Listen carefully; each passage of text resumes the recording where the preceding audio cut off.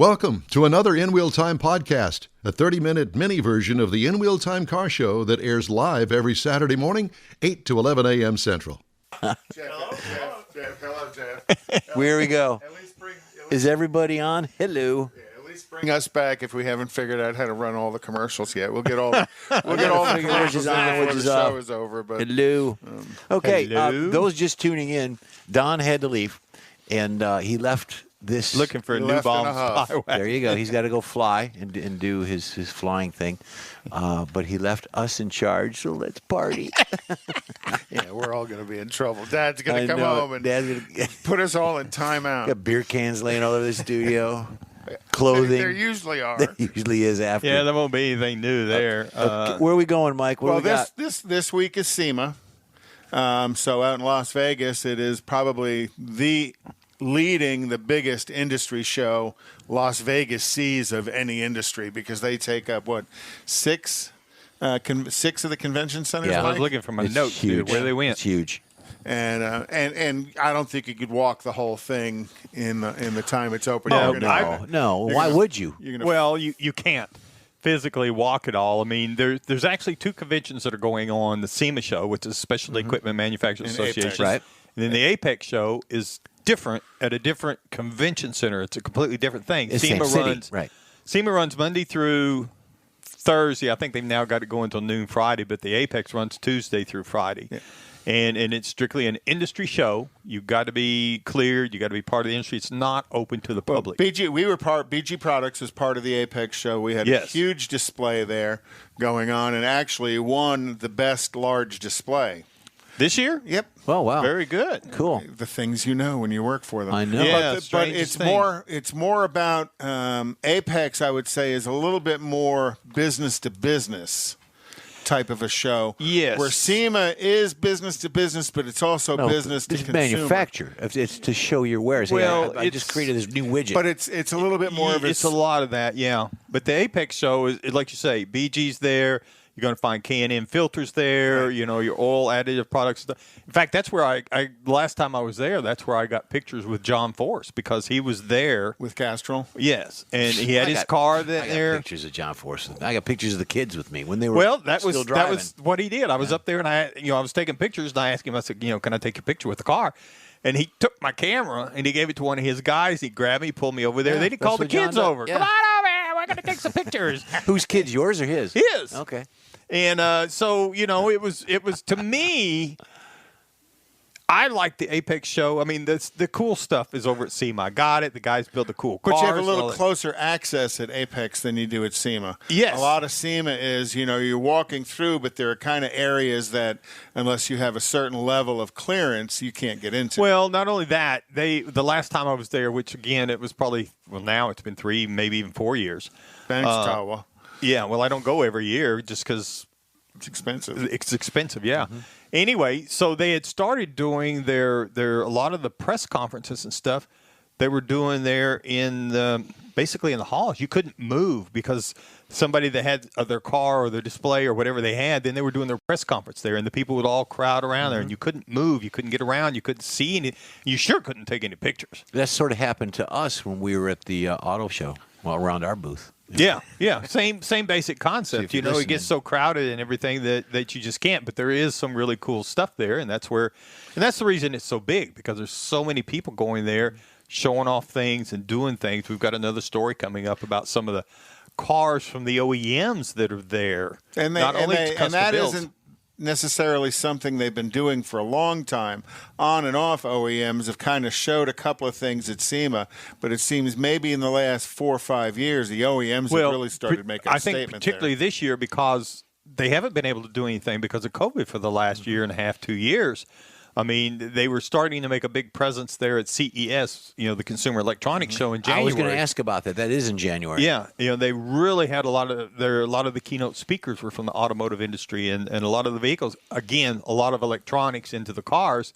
So it was a good place for them to showcase that, but they haven't been able to do that. So I think that kind of put them in a better position to go to SEMA this year to be doing something. This January, the CES show, what is going to be the topic? Well, Chips. Well, I'm sure.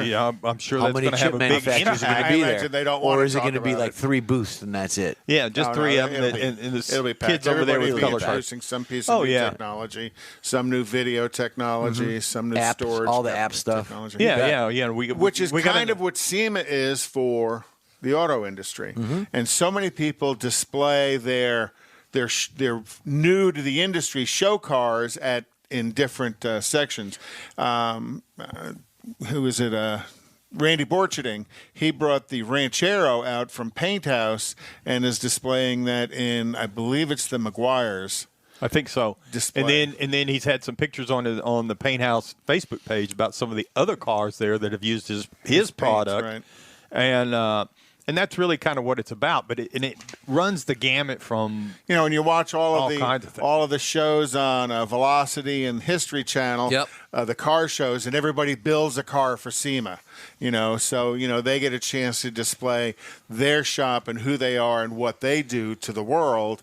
And then you got guys like Ken Diggett brings probably 15, 20 cars of all of his different customers plus his newest and latest toy. But he was there, and Chip Foose was there this year, and I mean, Well, there's- those guys are, everybody's it's the same usual suspects, I guess. Antron Brown from NHRA, because NHRA was running their 4 wide there in Las Vegas. Right. So they run that at the same time. So then, of course, now you've got all these race car cars. people, right? Yeah, and that are over and there. some executives that travel with the race events. Yeah, You get a yeah. chance So to- it's a real.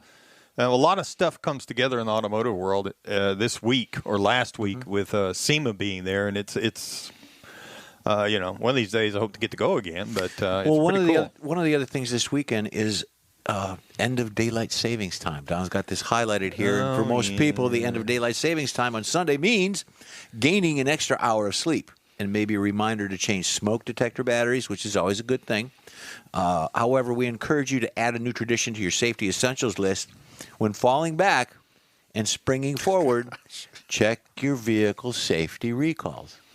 Right? Oh yeah, That's right. yeah. Safercar.gov. Pull the 17 digits off of your insurance card, dial it in, and they'll tell you not only what recalls are outstanding on your vehicle, what recalls have been completed on your vehicle as well. Yep. So I've got one. I just got I got a recall on the Cadillac. I got a letter stating you have a recall, but we don't have the parts. So stand by. Yeah. And it is for a rear suspension piece is what it is.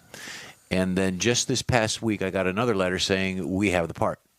So Well, I and that got to get happens- it taken in. that happens because National Highway NHTSA, they do an investigation, a lot of it based on customer input, but a lot of it based on warranty failure analysis.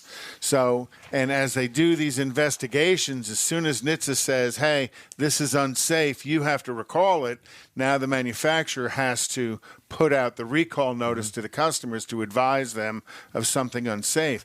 Then they go in and they start reassessing the part, building the part. So it's not uncommon for a recall to be issued Before and the parts parts, be, right.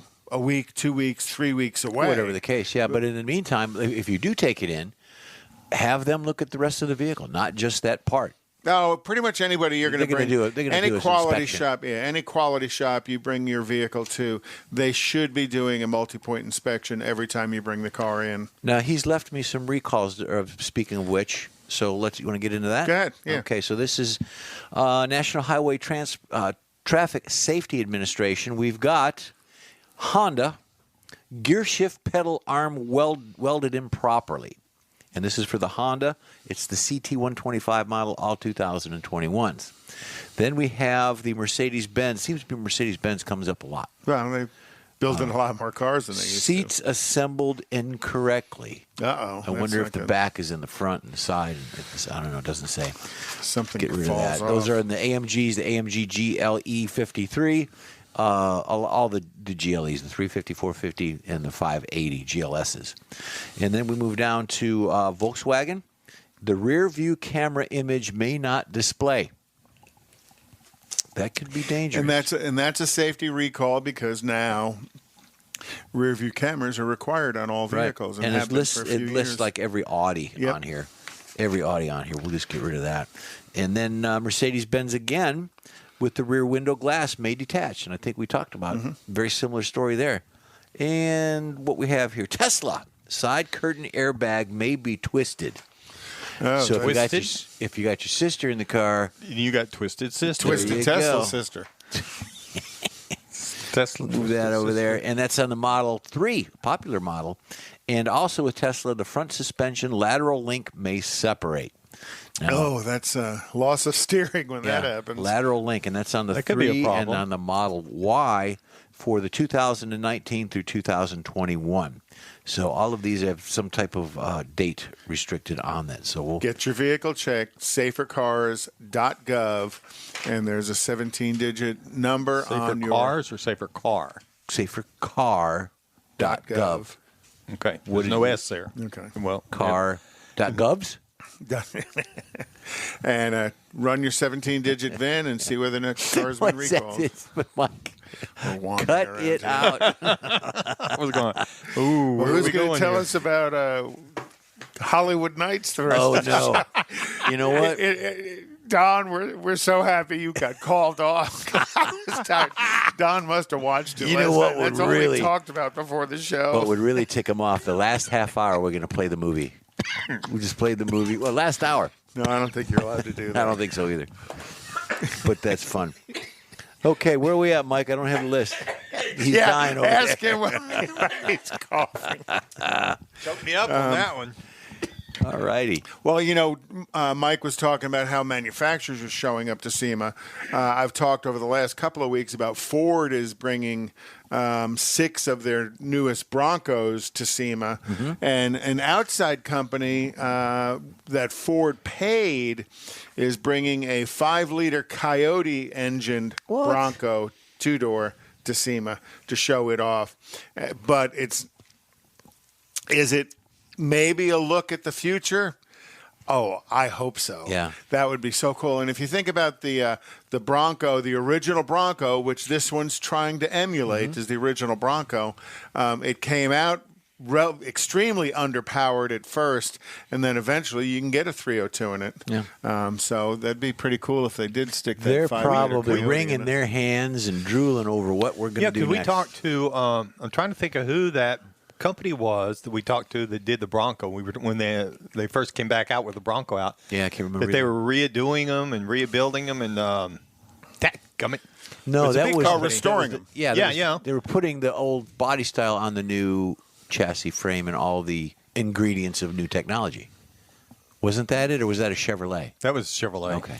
No, but there's a huge market, and there's a huge market here in town If for I had my computer, Bronco I'd look it up, but since I don't have my computer, Bronco because Conrad's got it. Bronco restoration stuff. He's watching a Well, movie. Bronco, yeah, they're very popular, and I mean particularly the older ones because they were small, they were compact, lightweight, and you could beef them up real quick and real easy. Put something under the hood. A 302 was a real good fit for a lot of them. Oh, yeah. And Well, and think of how many of them, because of the short wheelbase and how rugged they were, have done the Baja for years and Exactly. years and years.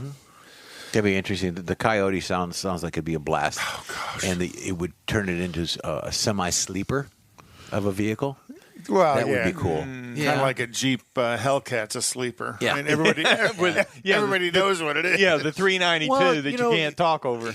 You could take the badging off, but why would you? Yeah, Well, it'd be like putting a V series badge on Now the back you're of your talking. SRX. Now you're talking. That did happen. That's a story. We'll get into it right after the movie. Right, yeah. They're making a movie about Making that. a movie aren't they? about it. That's right. Yeah, exactly, I think, exactly. they're So gonna trying have to keep up with it. They're gonna have a Tesla play the role of my Cadillac. Okay. What do we got here, Michael? I'm coming to you. Stand in. So, are you going to talk today about the Toyota Tundra? Did the I 2022 Toyota Tundra? We can. No, I didn't. I didn't pull that story. There I was had one of read- them there at SEMA. I had read that it was also named. Truck of Texas. Truck of No, the Texas. Texas Auto Riders. I think that's a heck of an accomplishment. And I on their drove part. it at the Texas Truck Rodeo. Do you have a story about that today? Nope, I didn't bring that today. Okay. But we So- can do that. Let's make one up. No, yeah, pull it up. We could talk about that right quick. Since you brought it up. Yeah. Oh, I'll have to go find it. I just had it in writing. I didn't. Go over here, open up another tab. Okay. Go to the Texas Auto Writers Association. Watch this. No, you have to type it in. Hold his beer. Watch this. Yeah. Type it in. I know your computer. I know. So, but I disclaimer too. I'm not responsible for the places that he's been before the show on my computer. Well, they can't see any of it. Well, it's the Hollywood know. night thing. You're It's the looking- night This thing. that is he's I'm talking setting it up for when I get home and somebody else sees it over No, I my have shoulder. nothing. about. Okay. Gotcha. And that is the only thing available is twin turbo V6, correct? On the 2022 Tundra, that is the powertrain Yes. of choice. And there is no smaller, there is no bigger. That's the No, only answer. Tundra's always been that way. Yeah. You know, you've got very limited choices in that regard. Okay, so this can be confusing, and I'm sure sometimes to me, putting in a smaller horsepower of the V6 and then adding the turbos. Why don't you just put a big V8 in there? Fuel economy. Yeah. Well, I know that. Fuel but- economy. You can actually get with a turbo motor. You can get V8 level torque with a turbo motor quickly and easily. But I think it's purely about fuel economy. You know, what is it? 8-speed automatic now. Yeah, it's so 10, you know yeah, they've got 8s and they got 10s, and they give you 4 or 5 overdrive gears. Yep, and they wander. Just trying to get you. Yeah, but not all of them do. Yeah, Not all of them. it They've kind got of a much better depends tune on it lately. on the power that's there. That if the transmission's trying to make up for the power in the engine, then yeah, it's going to wander a lot. But Yeah. if they've got it well matched, generally you're not going to find that. A lot of times particularly the lower gears. I'm trying to, like a 10-speed when you're down in 2, 3, 4. If you're just driving, you're never going to notice it Right. shifting. And then there's the immobilizer when you stop at a light or a sign, and that's annoying. Well, it is. Oh, but the you auto can- start stop. Yeah, but generally you can turn that off, and it's really, to me, it's gotten so good. The majority of them. There was one that just, you just came to a screeching halt when the engine died. But generally, you don't even notice it much anymore. Interesting. Notice it more. I notice it more in the summer here because it's hot. Yeah. In the air conditioner, it kicks back in for the air conditioner before you get through the red light. Mm-hmm. Well, but there is a return on that fuel economy with auto start stop. Yes. You know, auto start stop does deliver fuel economy benefits to the customer. Well, and even if you don't see it yourself in your own car, you got to look at it from the manufacturer's perspective. If he's got 100,000 cars out there Right. new, It has a big impact. yes, it does. And with that, depending on, you talk about that sensation of the restarting of the engine, and generally it restarts as you take your foot off the brake, the engine should be restarting. You don't have to touch the gas pedal, but taking your foot off the brake is what it uses to say restart And the engine. if you're driving with one foot, the idea being you take that foot off the brake before you push on the accelerator, that engine started. Oh, yeah. And generally, I mean, it's that quick. And then if you combine that with some of the systems they've got now for the electric boost motor, if you will, it's Right. not really a hybrid, but a mild hybrid, I think is what one company calls it. Then, that electric motor is getting you going quicker, even quicker than what you would with a gas motor. And different manufacturers create that restart different ways. Those that have the electric boost motor on it, they will use that electric boost motor to restart the engine when you take your foot off the brake, and then the engine starts and runs and off you go. Some of them will use what's called a BAS, battery alternator starter device, that has a big wide belt on it, and they'll use that to restart the engine. And then there's a kind of a third train of thought on that is and this is only on the gasoline direct injected engines, they will stop the piston at an exact spot. And then when you take your foot off the gas, it sprays fuel and lights it with a spark plug, and that's what restarts it. So they use the technology of the ignition system to restart the engine, not some external rotating device. Right, like a starter up against the gear. And it's that difference, I think, that impacts that sensation of auto start stop. We had Don had an Audi diesel some time ago. Oh, and it literally felt like somebody hit you in the back when that thing would restart. And that was gosh, that had to be 6 or 7 years ago. Yeah, it's changed a lot since then. But the technology has made it much more unnoticeable, though you notice it because the engine. Well, you stops. do, but a lot of them you don't. I mean, it's so you're sitting there talking at the red subtle, light, and right. it drops out, and you don't really notice it. So anyway, before we get too much deeper into this, why don't we move in? Let's talk about your car clinic. Oh, There you go. yeah. We've got a video, don't we? Yeah, for car we cleaning. Last week we talked about how many valves are in your cylinder head, and it goes all the way from, basically no valves with a two-stroke slide valve all the way up to, I think people are playing around with 7 valves we showed. Yep. we Well, did. let's talk about how many cylinders are in your car. All right. There were a series of one-cylinder cars out there. The one that comes to mind for me is the BMW Isetta. The one that the front of it opened up like a refrigerator door. Yeah. That was a one-cylinder car that they claimed could go 50 miles an hour. It had 12 horsepower. And they said it could get up to 50 miles an hour, but it would also get up to 60 miles per gallon. Now that looks like a convertible with a picnic basket. It has on a the picnic back. basket A picnic on the back. basket. Oh, cool. It's a Yogi Bear car. That's the There you boo-boo. go. Oh. Yogi's got this SUV. We got a And then boo-boo. He's got the Jag behind it. Yeah. There were a lot of two-cylinder cars out there. This is kind of the one comes to mind for me. There were quite a few other two-cylinder cars out there in the world. This is a Honda 600. This actually had a 600 motorcycle engine in it. They sold this in the United States in the 70s. Yep. It is the tiniest little thing Yep. you've ever seen. Didn't they name it the Civic?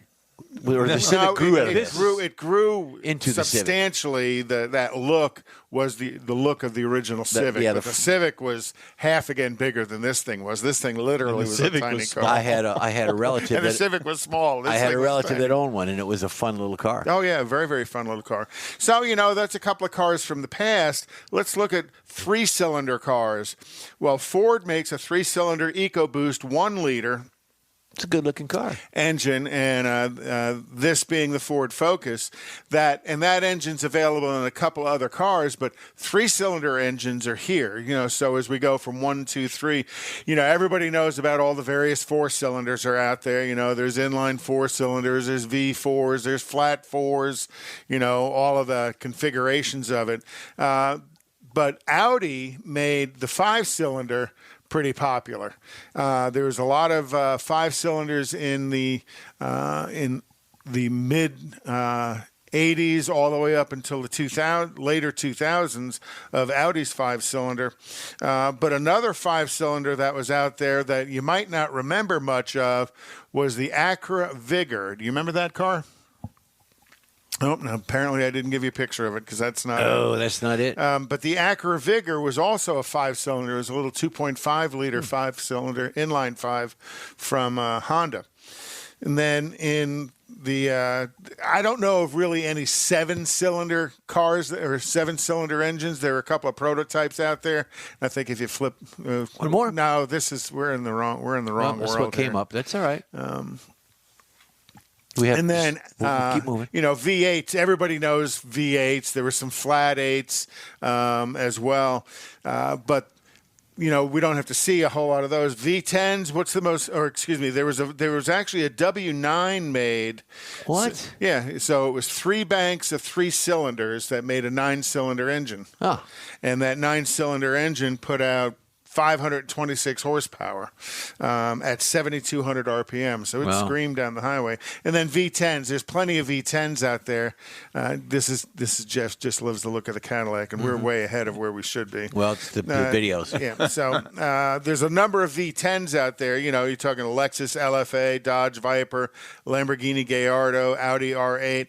Those are all performance cars, but you got to also remember Ford built a V10 for their vans, their buses, and what I'll call the open chassis. Mm-hmm. So they either had a truck front on it, right. or dump truck, or a van, hauling or a van. out. Well, yeah, Cube. for like motorhomes and stuff. Right. But Ford sold a lot of V10 truck engines. I couldn't find any V11s, but I could find V12s, and those are the two pictures Jeff's been showing here. And the V12s, many of them you think about whether they were a flat 12, a V12, or something called a twin 6, BMW, Mercedes, Ferrari, Lamborghini, Bentley, but also remember Packard. I was going to say Cadillac that looks like a Packard. Yeah. offered V12s back in the day. So did Lincoln. Put an LS in that and tub it out. No. And it would probably be worth more at auction than it does looking like that. Moving on. And then couldn't find any V13s, 14s, or 15s. Or any 13, 14, 15 car engines. There may have been some out there, but I'm not real sure where. And then there is the V16. Cadillac made. Well, we are so out of sequence. Yep. Cadillac made. It is what it is. Yep. Well, that's the Viper. Mm-hmm. But Cadillac made a V16 way back in the 30s, and that V16. Was also made by Auto Union, and currently you can buy a W16 by Bugatti in their Veyron and Chiron car for like $4.5 million. Okay, cool. We're gonna move this on here because we're coming up. Don't forget the In Wheel Time Car Show streams on Facebook, YouTube, Twitch, and InWheelTime.com. Podcasts are available on your favorite podcast channel. The In Wheel Time Car Show will continue after we take a break. We're a little early on that, but what do you think, Michael? I think we're doing good. Okay. Do you want to go to the commercial now? Yes, you're right on time. Oh, we are. That's awesome. Okay, so I'm going to bring up the commercial, and we're going to hit a button here, and then we're going to go with it. Here we are. Tailpipes and Tacos, Houston's premier monthly cruise-in, will return Saturday, December 18th to the Loopy Tortilla Tex-Mex in Katy. Tailpipes and Tacos wants to thank all of the participants and fans who've enjoyed the collector cars, hot rods, customs, originals, and resto mods, and everything in between. We'll be taking a break for Thanksgiving and Autorama, but we'll be back for a great Christmas cruise-in on December 18th, so make plans now. You know that Tailpipes and Tacos is the Houston area's coolest cruise-in, a place you'll see friends, family, and the finest cruise-in cars in the Houston area. It all happens at the Loopy Tortilla Tex-Mex in Katy on the Grand Parkway at Kingsland Boulevard, just south of I-10. Get your ride ready for a very special Christmas cruise-in, Loopy style. It's Tailpipes and Tacos, Saturday, December 18th. The In Wheel Time Car Talk Show will be there too. Let's celebrate the Christmas season together at the next Tailpipes and Tacos on December 18th. We'll see you then, weather permitting. Gulf Coast Auto Shield has moved to a more convenient location. Now you can visit John Gray and his staff of dedicated professionals at their new shop on the South Sam Houston Parkway between Belford and Airport in Southwest Houston. Gulf Coast Auto Shield is the best at paint correction and ceramic coatings. Clear bras and custom wraps are specialties that only Gulf Coast Auto Shield installs with award-winning accuracy, and all their services come with a warranty. Lamborghini, Aston Martin, Porsche, and Ferrari owners depend on Gulf Coast Auto Shield for their specialty services, and you should too. The In Wheel Time Corvette and Cutlass have both been massaged by Gulf Coast Auto Shield, so isn't it time your vehicle visit their new shop in Southwest Houston? Call John Gray today at 832-930-5655 or visit online at gcautoshield.com. That's gcautoshield.com. Paint, coatings, wraps, and more at gcautoshield.com.